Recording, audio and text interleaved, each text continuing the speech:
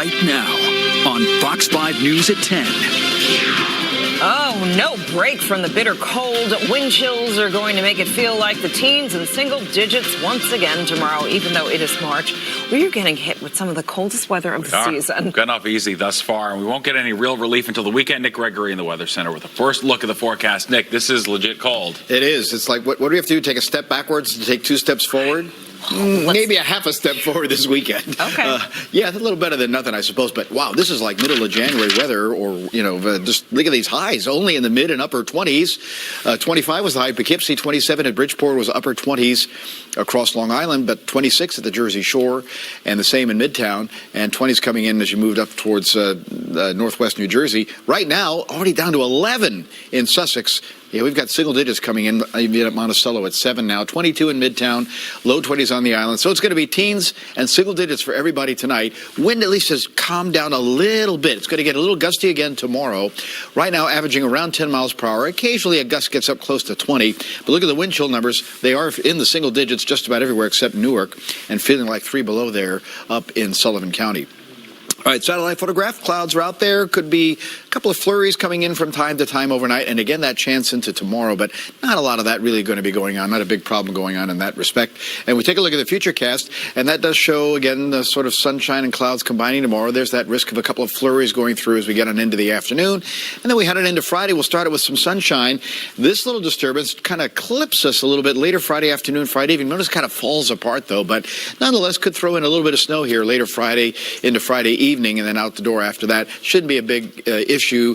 Maybe a little more of an accumulation in parts of central New Jersey, but even then, again, I don't think it's going to be a big issue. Lows for tonight, I should say, down to 17 here in Midtown.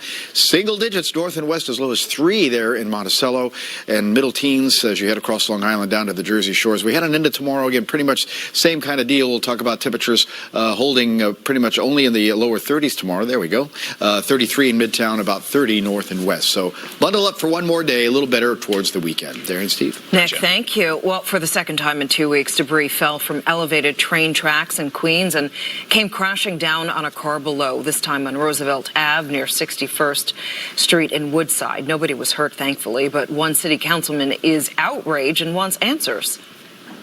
This is a dangerous tragedy waiting to happen. Put some netting up, put some emergency protection for the people of Woodside, Queens, and make sure that this isn't going to happen. Well, 2 weeks ago, an unsecured wooden plank impaled another car after falling from an elevated track just 4 blocks from today's incident. The MTA says it's investigating both of those. All right, well, there's another tense hearing on Capitol Hill. This time, Homeland Security Secretary Kirstjen Nielsen was in the hot seat. It was her job to defend the president's immigration policies in front of the new Democratic-controlled House. Stacey Delicat is here now with more on how the day went. Well, there were some heated exchanges for sure, Terry and Steve, as you might imagine. For her part, Secretary Nielsen was trying to help sell the president's wall and his call for a national emergency. But for much of the hearing, she was grilled about the separation of thousands of families at the border. We face a crisis, a real, serious, and sustained crisis at our borders. Homeland Security Secretary Kirstjen Nielsen facing Congress for the first time since Democrats took control of the House. In opening remarks, she sought to bolster President Trump's declaration of a national emergency to build a border wall. But Democrats wanted to talk about the administration's separation of thousands of migrant children from their parents. You let kids be separated without tracking them. Do you know how outrageous that is, Madam Secretary? You have no feeling, no compassion, no empathy here. The Secretary attempted to explain the zero-tolerance policy that led to the separations. The consequence of any adult going to jail in this country is they're separated from their child. Nielsen was grilled on the psychological impact of the family separations. Were you aware that the traumatic effects don't go away even if a child is reunited with their family?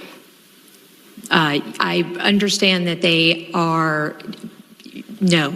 The president signed an executive order ending the separations last June after public outcry. It was a policy by this administration that only ended when There were pictures of little kids in cages that had been ripped away from their parents. They're not cages. What are they? Areas of the border facility that are carved out for the safety and protection of those who remain there while they're being processed. The administration said the zero tolerance policy was meant to discourage families from illegally crossing the border, but apparently it wasn't effective. New Customs and Border Protection data show apprehensions at the southwest border were up 96% in the first 5 months of fiscal 2019 over the same period last year. All the more reason, Nielsen said, the wall is needed. This is not a manufactured crisis. This is truly an emergency. Democrats not buying it. Real border security cannot be achieved by building a wall on the southern border. So what is the status of the wall and the president's emergency declaration? Well, a bill to block it passed the House last week and is likely to pass the Senate next week. President Trump, though, is expected to veto that measure. So ultimately, this could be settled by the court. So, Stephen Derry, we're not going to know what's going on with the wall, whether it's going to be built or not going to be built for a while. Indeed. Well said. That's true. All right. Thanks, Stace. Well, President Trump's former personal attorney, Michael Cohen, was back on Capitol Hill. He met with the House Intelligence Committee behind closed doors, handing over new documents regarding the Trump Tower project in Moscow. They reportedly back up his claims that the president's lawyers edited his 2017 testimony to Congress that he has since admitted were lies. Satellite images reportedly show North Korea is restoring a long-range rocket launch site. If true, President Trump said he'd be very disappointed. The site was partially dismantled after the president's first summit with North Korean leader Kim Jong-un last year. The two met, though, once again last week in Vietnam, and it was a colossal failure. They could not come to an agreement to denuclearize the Korean peninsula. R. Kelly back behind bars tonight, this time over unpaid child support. Kelly was locked up just hours after his explosive interview with Gayle King, which aired this morning. Teresa Priolo in the newsroom with what is next for the singer's legal fight. A big one ahead. Teresa. Derry, this is the interview that everybody is talking about. What he said, how he looked, how R. Kelly acted. But tonight, R. Kelly isn't watching replays of it. He is sitting in a Cook County jail, and he will not be released until he pays his ex-wife the $161,000 he owes in child support. That legal fight, in addition to the 10 counts of aggravated sexual assault that he's facing in Chicago. For the second time in 2 weeks, R. Kelly is sitting in a holding cell. He came to expect to leave. He didn't come here to go to jail. This time, the R&B megastar is in a Cook County jail for unpaid child support. I didn't do this stuff. This is not me. I'm fighting for my life. Kelly's arrest coming hours after this explosive interview on CBS. The interview by CBS This Morning's Gayle King showed Kelly in a way we have not seen before. I need somebody to help me not have a big heart.